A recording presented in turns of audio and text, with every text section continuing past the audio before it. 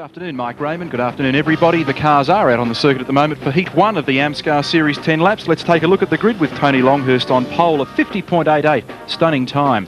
Colin Bond alongside with a 51.12 from position 3. Car 3, Mark Skaife, a 51.62. Alongside him, Mark Gibbs, the first of the Commodores, a 52.20. From 5.37, Brian Callahan, a 52.74. From 6, we've got Terry Finnegan, a 53.36. From 7 in the new car, Trevor Ashby, a 53.52. From position 8, car 12, Ray Lintop, 54.56. From 9, car 33, Bob Pearson, another Commodore, 54.60. And rounding out the top 10, Phil Ward in the Benz, Brian Callahan Jr. in the Commodore, a 55.60. Then Rick Scarf, a 56.66. Andrew McDowell behind him in another of the Commodores. From 14, Dennis Rogers, a 57.70. Then Garry Wilkinson, a 59.20 in car number 15, the Supra.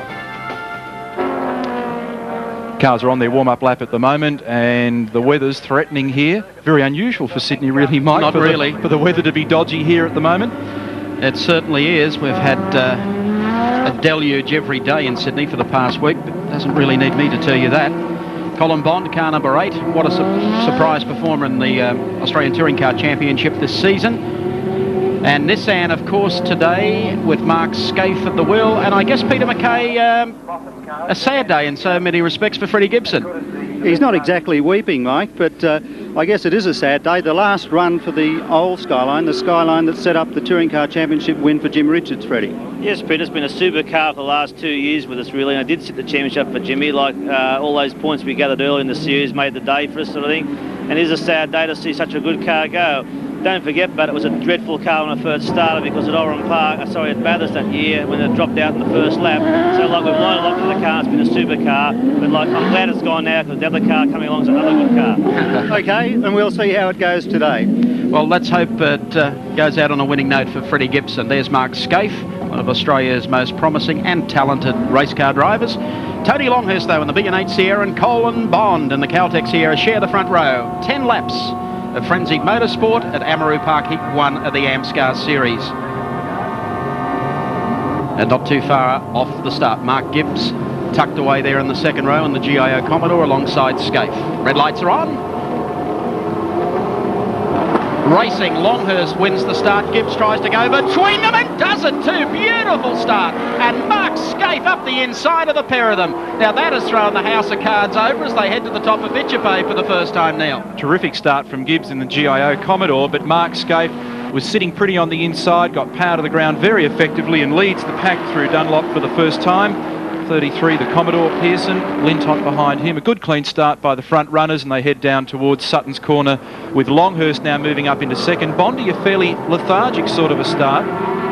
And the interesting scrap on here for the Amscar Series with Alan Jones not present today with 43 points. Longhurst with 40 points. Colin Bond 24, Mark Skaife 22. So those three men in close proximity, Skaife, Longhurst and Bond in with a show of winning this championship today. It's going to be a pretty tough day for Colin Bond to get back from there, because Skaife, I would think, with 9 laps to go, will be doing a spot of defensive driving as they head up FITZGERALD for the second time. Well, he looks pretty fired up at the moment. Tony's got the horsepower, but Mark's got the bit of road that counts at the moment. Very hard to get over enthusiastic with the Sierra around this track. We watched Tony this morning in the warm-up, and even through the right-hand kink up the straight, the car can get extremely sideways when he tries to push up there very quick, so it burns its tyres up rapidly. Longhurst has to be mindful of that. Good showing here from Gibbs in third place. 3 cars in the top 3 positions, spread by less than a second. And the other interesting thing, Greg Hendricks, is that Tony Longhurst, with these overcast conditions, couldn't have picked a worse day to debut a new car. No, and he's a little bit edgy too, I can tell you. He's a little bit worried that we don't get a downpour in this particular heat, because he'll be driving very defensively should that happen.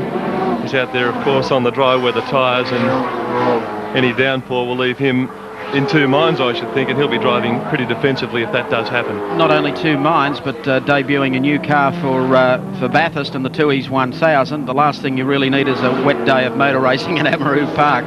That's for sure. At the moment, though, it's Mark Skaife doing a beautiful job here for Nissan, leading them down the backside of the course in the number 3 car, down towards Honda Corner. got the clock on Mark Skaife this time. Dick Johnson's lap record around the course, a 51.51. Tony Longhurst going beneath that time yesterday in qualifying, closing a little under brakes on Skaife. Skaife and Longhurst on Yokohama, Gibbs on Dunlop, and this is Dulux race cam on Colin Bond's Sierra through the pit corner and along the straight. This is about the only bit of decent straight road there is at Amaroo Park. Bondi's in 4th position, as you can see, Commodore in front. It's a track that's very hard on rubber. And this view on top of Colin Bond's CALTEX Sierra, I think will give you a great perspective of Mount Panorama when we go there for the Tui's 1000. Colin will be carrying a very trick camera. We'll be telling you more about that as we get closer to the great race. But you can see him closing actually now on Mark Gibbs. A good lap around here with our Dulux Auto Colour race cam, with Colin Bond sitting on the front row, but starting to haul Gibbs and the rest of the boys in just a little as they run down to the stop-start turn here, the right-hander just past the lake. I had a 51.9 for Mark Skaife on that previous lap, so still a little outside Dick's time, but the conditions not ideal at the moment. You can see the water seeping beneath the concrete wall underneath the media room area, and the sun's trying to peep through at present, so at least conditions might stay reasonable for the next few laps as we take race cam and see Tony Longhurst flashing by on the inside. A nice, clean and aggressive move. Tony looking for a series win and the heat win. It was a good manoeuvre from him. The Sierra took a few laps to really come to grips with everything though, get the tyres warm, get the brakes warm and get Tony in the groove enough to do the job. It was a great start from Skaife. It's our Nissan race cam, sitting in there with Mark Skaife, tailgating the B&8 Sierra with Tony Longhurst at the wheel. They exit Honda Corner on their way down to the right-hander now at the lake. Gibbs is not that far behind them, although that time out of Sutton's Corner he left the ripple strip and got into the grass and lost a little bit of ground. Coming up to half distance, 5 of 10, heat number 1 of the James Hardie Building Products Amscar Series from Sydney's Amaroo Park Raceway. And Mark Gibbs doing very, very nicely here as he closes up on Mark Skaife. Longhurst has bolted. And I think Longhurst even surprised himself too during the week. He's done thousands and thousands of laps around Amaroo Park, and all of a sudden he's done a 50.88, which is the quickest he's ever gone around here, and that's with minimal preparation. So now that he's out in front, they just won't catch him. Well, I think, Greg, the interest here now is whether or not Mark Gibbs can get by the Skaife Nissan number 3. Of course, the start of this race threw just about all the cards up in the air with the two boys on the front. Let's have a look at this from our Dulux Auto Colour race cam on Colin Bond's car. Slow to start, straight down on the inside Mark Skaife. By the time Tony Longhurst wondered what had happened, Skaife was up on the inside of him. Gibbs had already gone between the pair of them. That's how it all happened. Brian Callahan there getting ahead of Colin Bond. He's had to do it fairly tough, Bond, after missing the kick. It was an ordinary start for Bondi. So Tony now kicking away from this mob pretty comfortably. He's got 1.8 seconds on Mark Skaife, who's now got his elbows up in defence with Mark Gibbs hot in pursuit. They're still fairly close together. Bond sits 1 back behind them, of course. Then a fair gap back to Brian Callahan doing a good job. Terry Finnegan. Then it's a fair gap back to Pearson's Commodore. And then Ray Lintott in the Valvoline Sierra and Phil Ward in the Mercedes. Mark will be joining brother Jim Richards in the new GDR, 4-wheel steer, 4-wheel drive, 4-wheel everything Nissan at Bathurst for the Tui's 1000 on September 30th. And that'll be a very good combination, and that car's going to be a serious threat up there.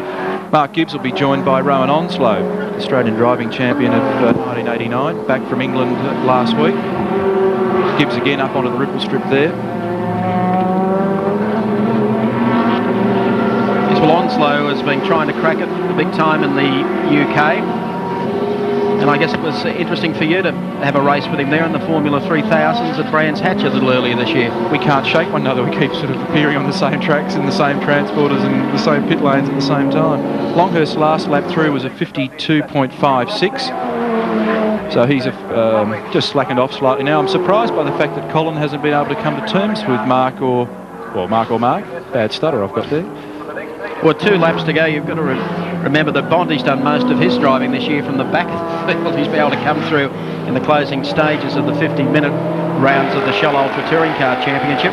Once again, our race cam boys have been busy here at Amaroo Park. Our Dulux Auto Colour race cam riding atop Colin Bond's CALTEX CXT Sierra into the left-hander at Honda corner as he tries to close on Mark GIBBS. But the laps are running out. And Colin Bond actually getting home twice during the year, but he completed every lap he contested, so he's got the staying power, and obviously this sort of 10-lap stuff doesn't really suit him. In a bad start, well, he's just never going to make up the territory, is he? You're right there, not over 10 laps here at Amaroo. They've taken the last lap board. There's Tony Longhurst in the B&H Yellow Sierra over the top of Bitchapave Hill and heading down into the right-hander at Dunlop Loop.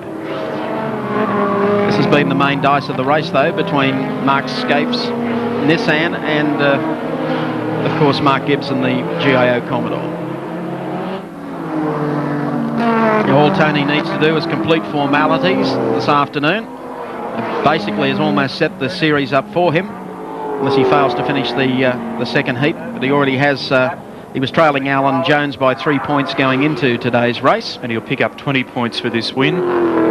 Boosts his score along to 60. So puts him 30 plus in front of Colin Bond. Put the glasses down. Mark GIBBS has made a mistake in the stop corner and may lose his position to Colin Bond. It'll be close at the flag as Tony Longhurst claims heat 1. Mark Skaife in second place, and then very close between Mark GIBBS and Colin Bond. I think Gibbsy just got in by a couple of metres right at the death knock. Still an interesting race, setting up the James Hardie Building Products Amscar Series for Tony Longhurst. Let's check them out on the Shell race score. Heat 1 winner, Tony Longhurst in the Sierra. Second spot going to Mark Skaife in the Nissan SKYLINE. Third, Mark GIBBS in the GIO Commodore. Fourth, Colin Bond in the CALTEX Sierra. And rounding out the top 5, car number 37, local Holden favourite, Brian Callahan. We've got the cars coming out now. 8 laps the distance for the Goodyear Series final at Amaroo Park Raceway this afternoon. Here's how they line up. Tony Scott on pole in the Commodore. Sharing the front row will be Peter Fitzgerald in the Goodyear Commodore. From 3, it's Kent Youlden. Keep an eye on Kent in the Festo Falcon. From 4, 2, Steve Masterton in the Peter Warren Falcon. From 5:55, Troy Nicholson in a Commodore. From 6, 7, Ian Palmer in the Bridgestone Commodore. From 7, Roland Hill in another of the Goodyear Commodores. From 8, Chris Scott in another Goodyear car, the Falcon this time. From 9, it's 19, Tom Wilkinson in the GTI Suzuki, and rounding out the 10, number 9, Garry McDonald in a Commodore. So a pretty good field for the Goodyear Series final at Amaroo Park Raceway. 8 laps the difference. Tony Scott, Peter Fitzgerald, is Terry Finnegan's car, I think. Commodore being parked on the infield. We'll be seeing him in action in the second heat of the James Hardie Building Products Amscar Series. That's his display car, and that's the marshals coming back from up the other end of the circuit to make sure everything's all clear. So I was wondering if it wasn't the display car, perhaps that was the safest spot to park a touring car away from the production car races this afternoon. Points battle very interesting for the Goodyear Series. Kent Youlden 30, Peter Fitzgerald 27, Tony Scott 25, Steve Masterton 22, Roland Hill with 20. So this will be a real good battle.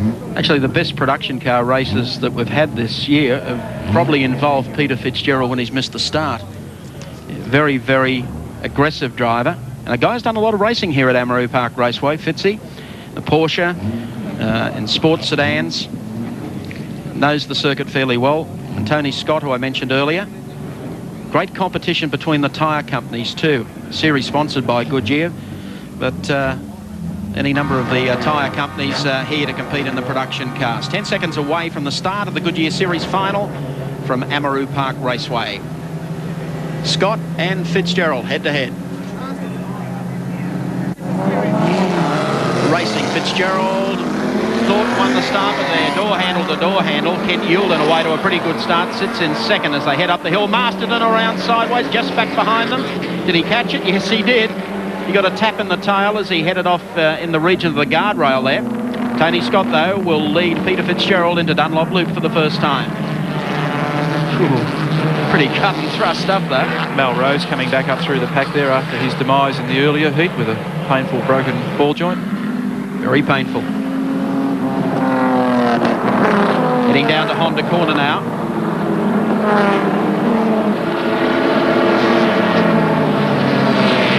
Scott goes through, Fitzgerald right on his bumper. There's Melrose that we mentioned before. 35. Suzuki with a bit of action there on the exit to Honda corner. Down to the late turn now. Great shot from high on the hill here at Amaroo Park Raceway as they run the short straight, coming back on to the approach to Bitchapave Hill. And across the line, 1 down, 7 remain. And it's Tony Scott who leads Peter Fitzgerald as we take our Dulux Autocolour race cam heading up Bitchapave yet again. And we're riding with Steve Masterton in the Peter Warren Ford. And he's got Kent Youlden just in front of him. And I think Youlden, you'd agree, Neil, has probably been one of the unsung heroes of production car racing this year. He's done a beaut job, and he's got a 3-point gap over the mob heading into this heat. And it's looking pretty good for him in the Australian Championship at the moment too. He's been racing for a long time and picked up many state championships, and he was very effective in rallycross a few years ago, but this has been a big year for him. It's good. Well, the start again was critical for Tony Scott and Peter Fitzgerald. Let's have a look at the replay of the start from our Dulux Autocolour race cam riding with Steve Masterton from the second line. See, Scott got away there on the right.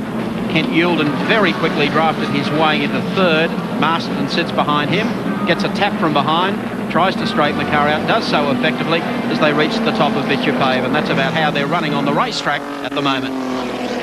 It's a pretty lively tap, all right. He had to really grab it by the scruff of the neck, and he was only about 100 feet up the road. These guys are playing for keeps. So Scott from Fitzgerald, Holden and Holden. And after a slowish start for the V6 Holdens, Pete, they've really come to the fore in the latter half of both the New South Wales Championship here and in the Australian Championship. The Falcon looked like the thing to have earlier in the year. Well, surely, Neil, Kent Youlden last year had the benefit of 12 months development with the Falcon, and the Commodores came onto the scene a little late, but they've certainly come on very strong in the latter half of the season. And talking to the guys down in the pits this morning, they say that probably the Commodore has a slight performance edge these days. Kent Youlden in third place. And great of a gap developing. Just looking at the points, it could send you crazy trying to work out the permutation, but I think we might wait until the end of the race. But Tony Scott won't do his chances of taking out this series any harm at all if he can stay up front. Peter Fitzgerald, of course, has been a production car campaigner here at Amaroo since the very early 80s. I recall him in a RX-7 Mazda. He's moved through the super ranks and now driving Australia's own. And the racing this year between the Falcon and the Commodore has been very, very close. And I think it's probably something the public out there can relate to. There's a few of these models in carports around the country. Certainly are, and the racing has been so close. There's probably been half a dozen guys who have been standout performers.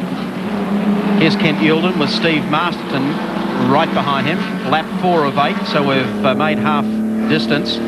Dulux Autocolour race cam in Steve Masterton's Peter Warren Ford entry, heading up the top of Bitchapave. Gap about the same from Masterton to Kent Youlden. It's been very tight all through this Goodyear series here at Amaroo. Oh, here's a chance down on the inside, but the corner tightens up on the exit, as you can see.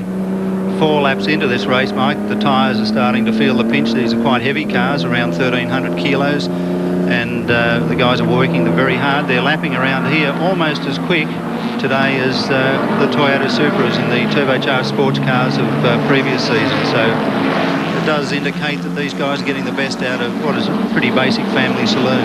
And the production cars, of course, this year get a support race to the Tooheys 1000 at Bathurst, so it'll be great to see Ford versus Holden up there. The big race schedule for Saturday. And of course, we'll have all the highlights for you on our Tooheys Top 10 program on Saturday evening across the Australian television network. 3 to go. Tony Scott of Queensland still leading Peter Fitzgerald. Don't count Fitzy out of this as yet. He'll get into aggressive mode in a tick or two. This series has been, as we've said earlier, tight all year.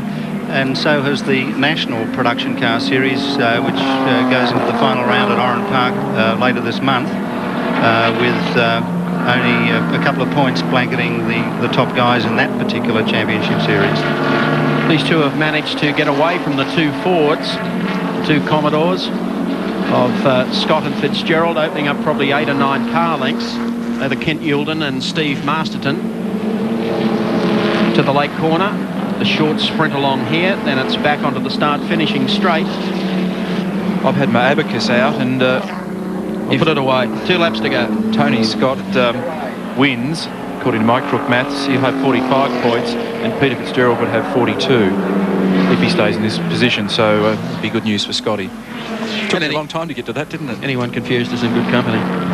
Dunlop loop again. Little gap there on the inside, and Fitzy just moves up onto the bumper of Tony Scott. And we'll try and rattle him now for 3/4 of a lap. But to his credit, Scott's been in a similar situation a number of times in the Australian Championship Series. He's clung to his guts and been able to outfox Fitzy. The brother of Garry Scott, the former leading touring car driver, and a Queenslander like Garry, won the last round of the Australian Production Car Championship at Lakeside, his home circuit, so he's in a winning frame of mind. Last corner coming up now for Queenslander Tony Scott, and he leads Victorian Peter Fitzgerald through to take the last lap board.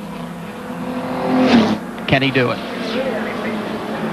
Fitzy getting closer all the time, but unlike circuits like Phillip Island, ooh, a little bit of oversteer. Maybe the tyres weren't warm enough. Look at Fitzy just trying to get the exit to this corner. No. Heavy stuff. Fitzy's pretty aggressive, but he usually doesn't resort to the straight-out biffo. Oh, no. Very subtle about it. Very subtle.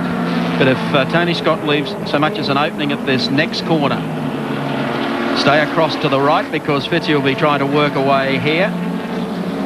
There's not enough there, so feint it to the right. Fitzy's attempting to come out better on the inside, which he might do because Scott locked a brake, and he might just position himself up on the inside here. He's well positioned. It'll go handlebar to handlebar through here. And Fitzgerald has come through with 1 corner to go. The checkered flag comes out. A great bit of driving from Peter Fitzgerald in the Goodyear car. And he recognised very early going into the stop corner that instead of trying to barge through on the inside, he should go very, very wide and come out sitting on the inside. Which he did very, very comfortably. If anyone feels a little embarrassed, it's probably only Tony Scott, but he locked a brake up. There's Peter Fitzgerald, as I said earlier, with a lap to go, and he'd been pecking away there for 7 laps. He finally did it.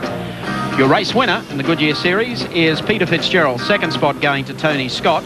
3rd place to Kent Youlden in the Festo Falcon. Finishing in 4th was Steve Masterton. And rounding out the 5 was Roland Hill in the Goodyear Commodore. Those positions are correct. We'll be back in a moment. It's live action, all right. It doesn't get any more live than the HQs. Live lead. And they're the cars that are on the circuit at the moment. And the field's swelling. 28 HQs. 28. Always provide entertaining motor racing. A category that it started in Tasmania, spread to the mainland like a virus. Right, let's check out the grid. The top 10 or so starters in this afternoon's race. Garry Cook has pole position. Alongside him, Gavin Croft. Position 3 on the 2nd row, Greg Smith and Wayne Bell in position 4. From 5, Peter Hopwood. Alongside him, we've got Ben Ruggles in car number 25. Then it's John Burke, car number 31, position 7. Mark Pritchard, car 5, out of position 8. Alan Springett, car number 20, position 9. Greg Topfer, position 10, car 88. And there's another 18 guys lurking behind these blokes. A 64.8 for Garry Cook on pole. And it's a pretty good time. 0.8 of a second quicker than Gavin Croft, who shares the front row. And the HQs have really put on some fine racing and close action for us in the last couple of races that we've seen. And they seem to be particularly entertaining here at Amaroo Park. A couple of good punters behind, Greg Smith and Wayne Bell on the 2nd row, then Peter Hopwood and Ben Ruggles. 10 seconds to go now before the start. And they're stretched out almost round the corner that brings competitors onto the pit straight, such as the depth of the field. Red light now on. Garry Cook.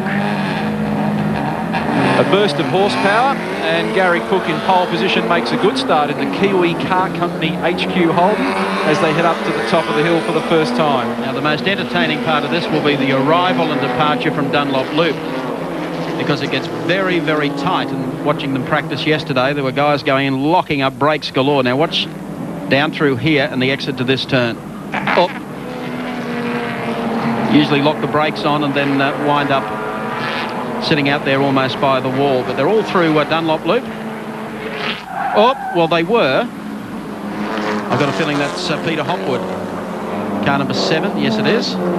He's found the rough early in the Armour Series final. Gavin Croft going through. Gavin Croft's an interesting entry, Mike. He lives next door to the circuit. I don't know whether he was just driving home and got caught up in this HQ queue, but he's doing very well, coming off second spot on the grid. And what's the basic cost, Phil? I mean, you're a team owner. Well, the cost is basic, Mike. It's about $10,000 to get a really good front runner going, which is considerably less than $500,000 to get a Sierra on the grid.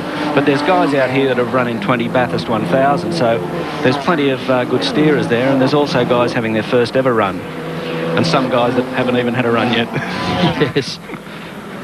Well, once again, we pick up on Garry Cook, still leading from Gavin Croft as they exit Dunlop Loop and work their way down the back straight. Regulations for these are very strict to ensure close, low-cost racing. The 173 cubic inch 6-cylinder dock is standard except for blueprinting and a control camshaft. Now, you're not allowed any suspension modification. There was a bit of close racing back there as car number 71 went blitzing off into the Never Never. That was Greg Smith, qualified third on the grid. I think Smith's an ideal name for someone driving a Kingswood. Coming down to the late corner. This. Well, that's a different approach. There's a little kink in the road there. He's trying to take the kink out of it. As you were discussing earlier, Mike, this plague started on the island down in Tasmania, and such is the strength of it down there that the local Tasmanian drivers were telling me they have to go to the mainland to get their parts now. Yes, it certainly opened up all the car wrecking places in Tasmania and probably across the mainland as well. The category's also done well on the oval at Calder. And the fields are growing all the time. Inexpensive motor racing to get started. It's just a native to Australia. It hasn't gone international yet. Tell you what, Brutus, I don't think it will. Gavin Croft we're following, running second on the road behind our local man, Garry Cook. Cookie's been around Amaroo Park and just about everything. Open wheelers and tourers. Well, he's won his class at Bathurst, so anyone that says that the setting out to be king of the Kingswoods is going to be easy, you've got to knock off blokes that have been to Bathurst 20 times. That's pretty difficult, a daunting task, as they say. That was John Burke we looked at a few moments ago, and John's done plenty of racing here in Group E and also in sports sedans, and he's been a front runner, so as you say, there's plenty of calibre. They're deadly serious. I mean, it may look like a bit of a giggle, but despite the fact that they're lurching and leaping everywhere as car 2 rejoins Andrew Wilson, these guys have invested a lot of time and effort to make sure that they succeed in this, just as with any other form of motorsport. They're currently speaking to Tom Cruise about doing a movie on this particular category. It's going to be called Days of Blunder. Out of Dunlop Loop and onto the back straight. Race lead hasn't changed. Gavin Croft, though, is under a little bit of pressure here, though. Wayne Bell getting closer all the time. Thinking about a little opening down there on the inside, but probably didn't have enough brake to be able to pull off the move.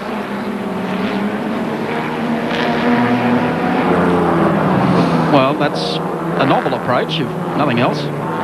Anyone in the Hills district of Sydney that's called for a taxi and walks out the front and finds it's a Kingswood on a Sunday afternoon should be a bit careful, just in case he turns right at Annan Grove Road for 5 laps. Just make sure he ticks the metre off while he covers the 5-lapper. Johnny Burke we saw there heading up the hill again. A couple of cars out here that actually were taxis. One even tried to get through scrutineering last meeting with a taxi sign still on the roof. Little bit of a touch there as Bell finds his way past Croft.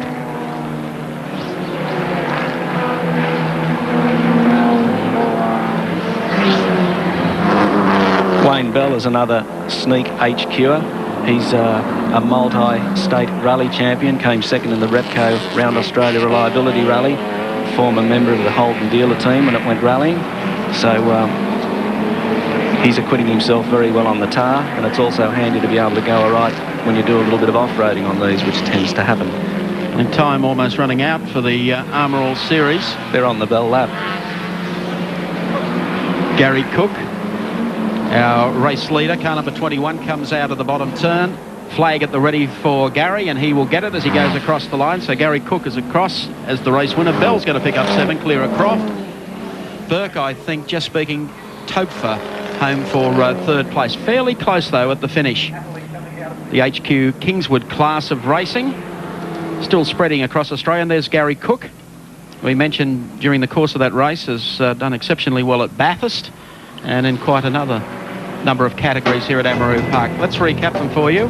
On the Shell race score, Garry Cook, your race winner. Wayne Bell finishes in second. Gavin Croft back to third. John Burke finishing in fourth spot. And tailing out the top 5, Greg Topfer and the Holden HQ. We'll return to Amaroo Park Raceway in just a moment. That's the grand final of the Toledo Tool Sports Sedan Series. Here's how they line up today. Keith Carling has pole in the Mazda RX-7 out of 2. It's 49 Bob Tyndall in the Commodore. From 3 it is car number 3, Bob Jolly in the Commodore. From position 4, 45 Barry Jamieson in the Falcon. 5-8 Mark McLaughlin in the Jaguar. From 6 it's 13 Terry Shield in the Mazda RX-7. From 7-9 Mike Griffin, another Mazda. From 8-17 Peter Connors in another Mazda. 9 is 23 Sean Donnelly, and rounding out the 10 is car number 19 Joseph Sed in a Fiat. So Keith Carling, the guy has won quite a number of races here at Amaroo Park. And the Mazda RX-7 lining up against the might of Bob Tyndall. One to keep an eye on. And Des Wall in the second of those team cars. Des came into today's final with 15 points in the Toledo Tool Sports Sedan Series. Gary Scott had 9 points, Bob Tyndall with 9, Barry Jamieson with 6. That's Mark McLaughlin, car number 8, the Colorbond Jaguar. Mark joining the Benson and Hedges team for the Tooheys 1000 this year, partnered with Denny Holm in the second car, backing up Alan Jones and Tony Longhurst. So Mark gets his big break after a fine performance in Formula Holden last year and driving very well in the sports sedan. There's Bob Tyndall, car number 49, all-care air conditioning Commodore, beautiful car. Alongside Keith Carling, Bob Jolly and Barry Jamieson tucked in behind. This should be a really good race. Tyndall winning the start, comfortably too from Carling. Jamieson moving up very smartly here on the outside. We got it out of shape. McLaughlin up on the inside, and the Colorbond Jag very smartly indeed. But I think you will find it's Bob Tyndall who has taken over the lead as they drop into Dunlop Loop. Carling sits right behind him, and then Bob Jolly back in third place. So they're all together. And Des Wall coming through the pack. We had a glimpse of the Supra there. Yes, he's got to do it the tough way from the back of the field, but he's managed to split a few cars already as they run downhill to the left-hander at Honda Corner. Now Carling gets a little closer to the action as they sprint down to the late corner. We await their arrival down here along the short straight. Tyndall just clear coming in for the completion of the first lap. 7 remain. Toledo Tool Sports Sedan Series here at Amaroo Park Raceway. And Tyndall just can't shake Carling. Here he goes up the outside with a big move, braking very late. Ooh, a little touch of guards. And Carling fights his way into the lead. Good move. After all the chat and threats about rain, it's absolutely bright and sunny here. You'd swear it was the middle of spring. So these guys should be able to clock in some pretty flash times. They had a 5-lap preliminary this morning. The track was very greasy. Guys that went out on slicks, they were probably about a minute a lap over their best lap times. To the late corner again, Carling. A little on the twitchy side, the Toledo Tools entry. Doing it for not only his own sponsor, but the sponsor of the series. Up Bitchapave Hill again as Bob Jolly starts to get a little bit closer now to Bob Tyndall, who started on the front row. Yeah, Carling opening up a bit of a lead here. It's We're getting a lot of speed out of this thing, putting in a lot of development on the turbo Mazda, and it's certainly paying off. Bob Jolly there in the Rover Mowers entry. Beautifully turned out car. And Des Wall, who we mentioned before in the second of the Alcare cars, air conditioning cars, started off the back and is just starting to haul in this group in front of him. There's Mark McLaughlin going through in the Collarbond Jag. There's a great shot from the top of the hill here at Amaroo. The top 6, 7 cars. The exit from the lake corner, the run along that short straight into the right-hander. Once again, the approach now to Bitchapave Hill, and here they come. It's only 3 seconds covering this bunch. Jamison in there. And right behind Jamison is Des Wall coming down here on the inside. He started dead last in the pack. Now up to 6th. So not much between the top 6. Oh, there's one that's had a slight problem on the entrance to pit lane. It's not really the place to park it. Car number 23, Sean Donnelly. Sean's anything but happy. Down to the lake corner again, Keith Carling. It's good to see the Mazda back and very competitive. As he leads the sprint. Tyndall not that far behind him now. The Mazda a little skatey coming out of there. As Bob Jolly comes up on the inside of Tyndall, clips the guardrail on the way through. Number 9's going absolutely nowhere. That's Mike Griffin.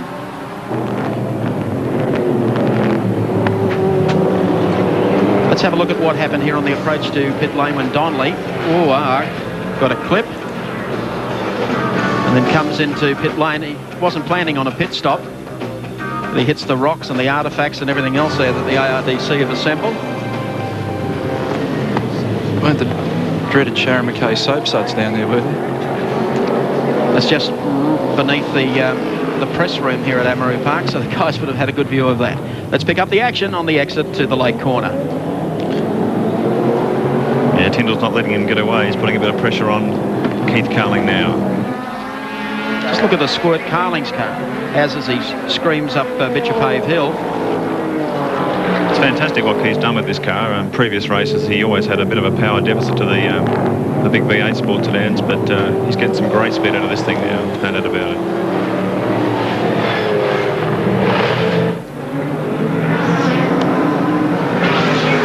I well recall my other co-commentator doing a stint in Mazda in the early part of his career. Really good little car around this track. The thing that Keith will be enjoying at the moment is that his car's just got a very nice balance, you know, perfect weight sort of conditions that he's dealing with.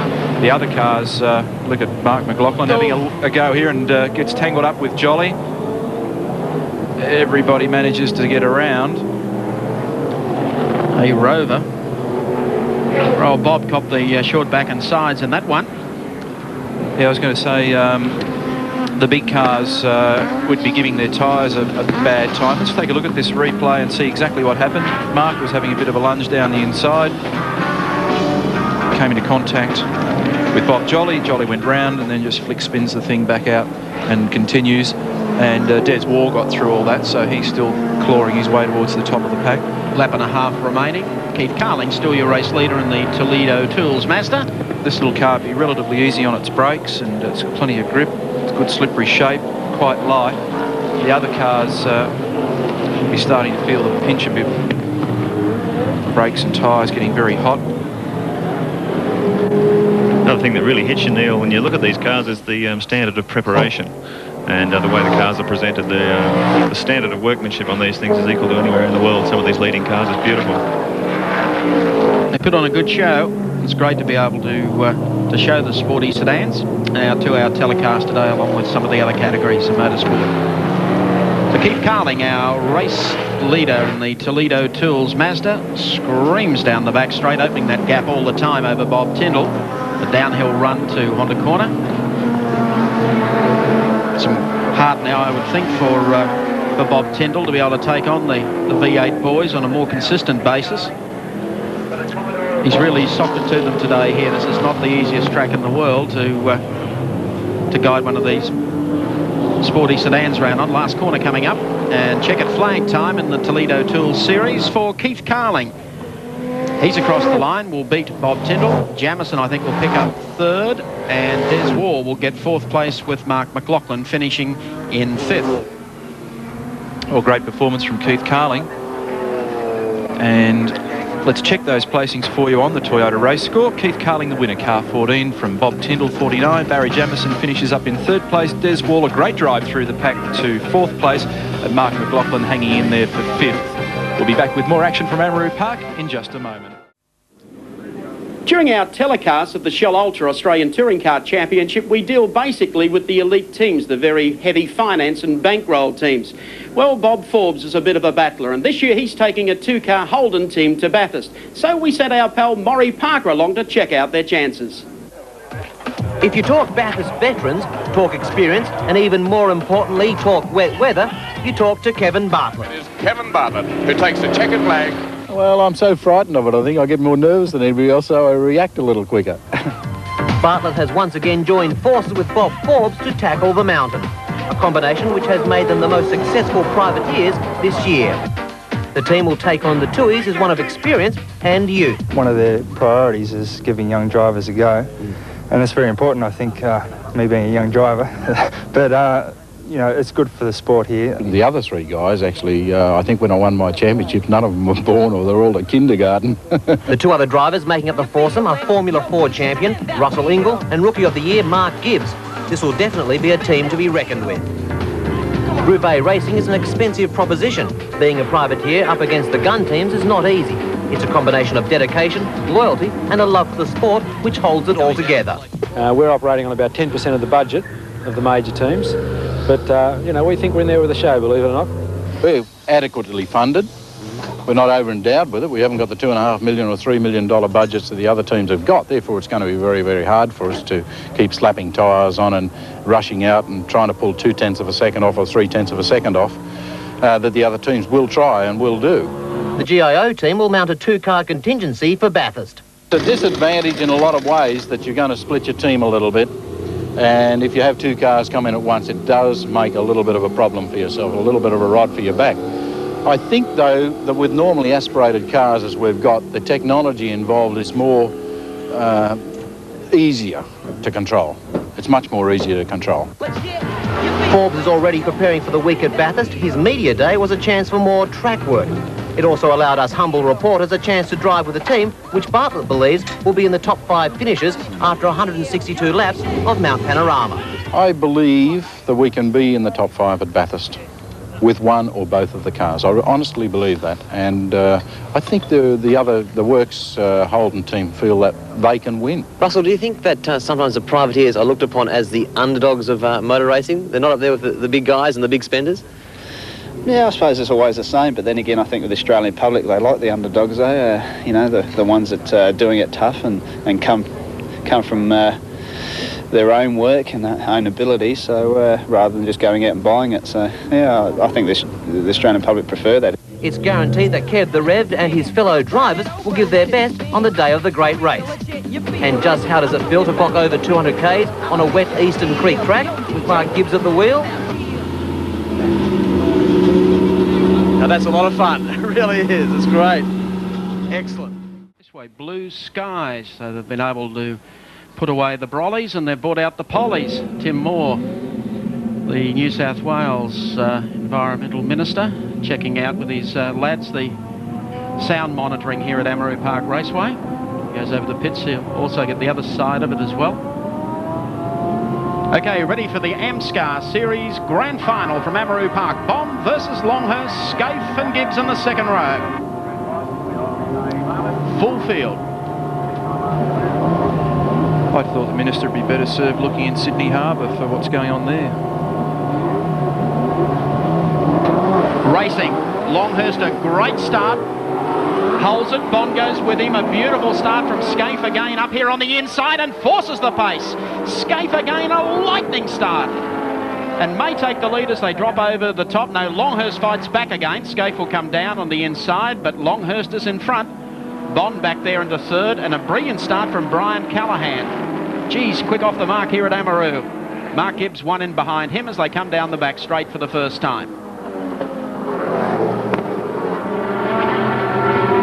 And here comes Skaife. Run down the inside. Sorry, Tony. Oh, and locks up a brake. Nissan track cam, the Leyland Brothers cam, brings you back onto the circuit. That all looks so good. Even Phil Waters got through there in the Munro Merc.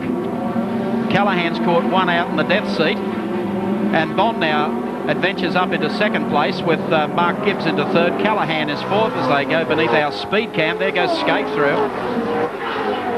Skaife did everything right, then everything turned wrong.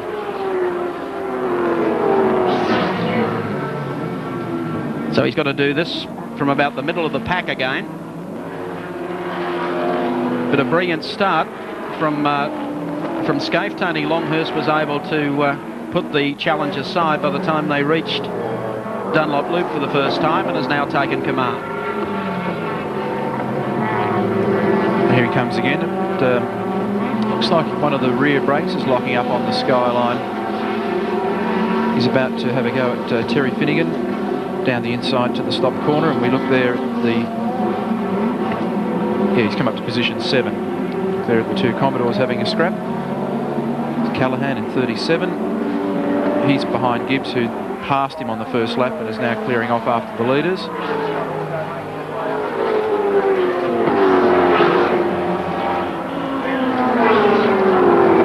So Tony Longhurst, as we take our Nissan track cam, riding with Mark Skaife on the exit to Dunlop Loop. Looking for a little opening down here on the inside, puts a wheel over there, takes one of the Commodores, and now will move up behind Brian Callaghan in the yellow car just ahead of him. That was Trevor Ashby. It's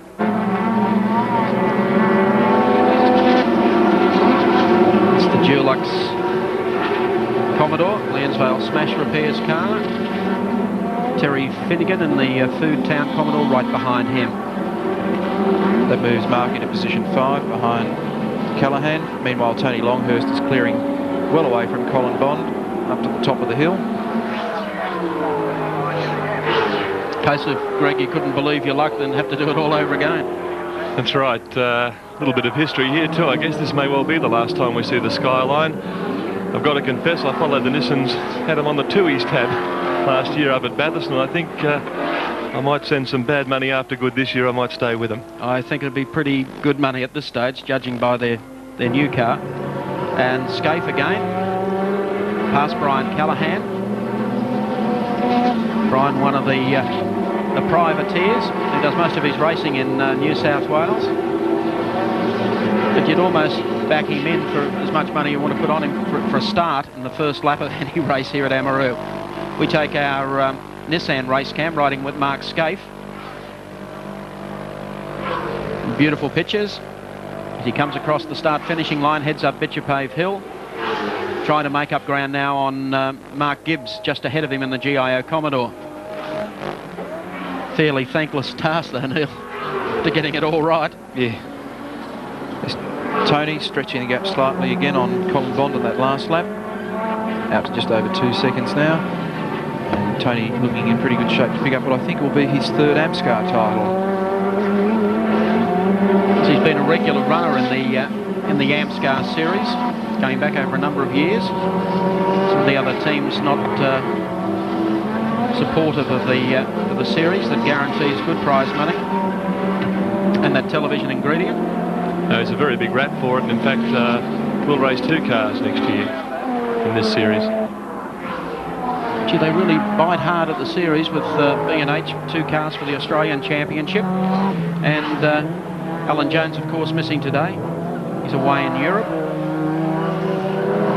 Jonesy, of course, stamped his mark on the series in the last round here. There's the split. Tony Longhurst back to Colin Bond in the CALTEX car.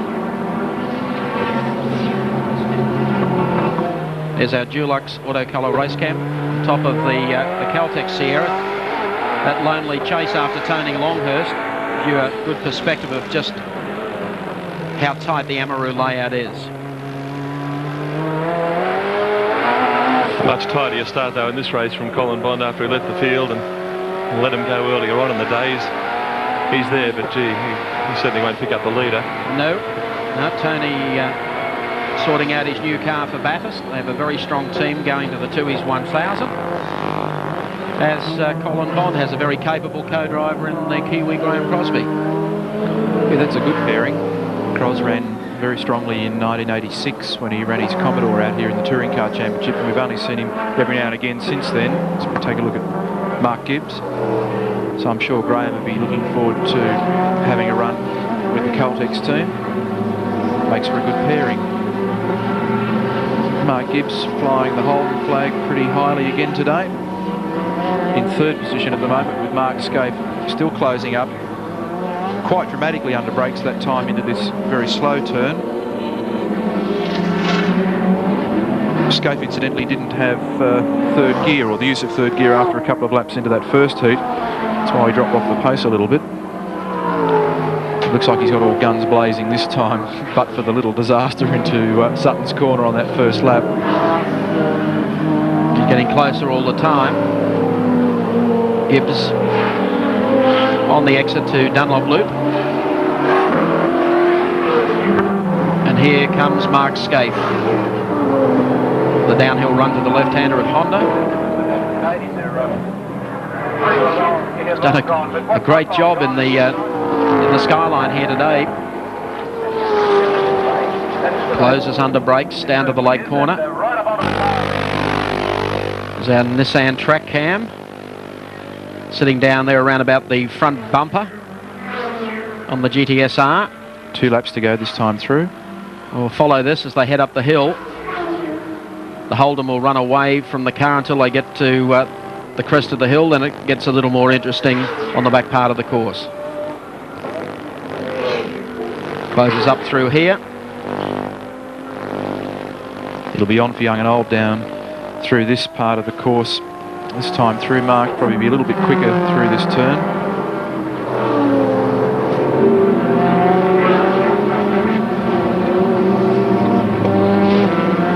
On the corner is our Nissan track cam.